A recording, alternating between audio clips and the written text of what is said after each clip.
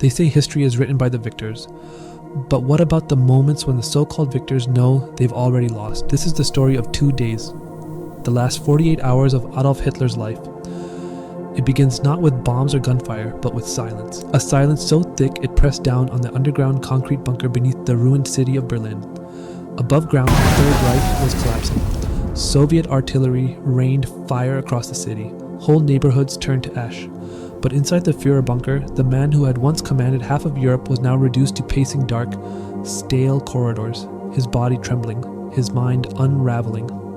Witnesses describe a ghost of a man. His left hand shook uncontrollably. His voice cracked when he spoke. He was 56 but looked decades older. He knew the war was lost, yet he refused to surrender. His generals begged for orders, but there were none left to give. In those final hours, Hitler surrounded himself with loyalty, or at least the performance of it. His mistress, Eva Braun, chose to stay by his side. Secretaries and aides remained, writing his final will, listening to his rants that swung between delusion and despair.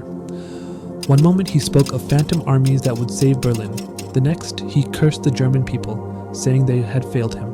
The clock ticked down. Outside, Soviet troops were less than a mile away. Inside, a decision was made.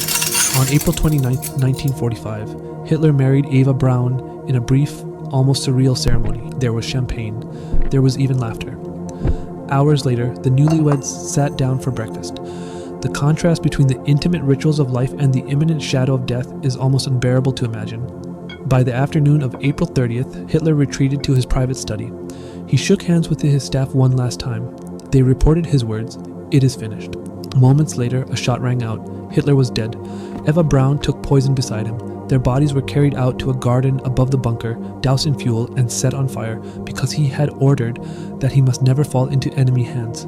But the flames did not erase him, not his crimes, not the millions of lives destroyed, not the scar left on the 20th century. And so, history remembers these final 48 hours not as the end of a man, but as the crumbling of a myth. A reminder that even the most terrifying power can dissolve into nothing more than dust and silence. The world above the bunker kept burning. Berlin fell. The war dragged on for another week, but the man who started it all ended in darkness, in a bunker, consumed by his own fear. Perhaps that is the final truth. Dictators do not die in glory. They do not stand immortal. They fade into shadows while the world painfully, slowly begins to heal.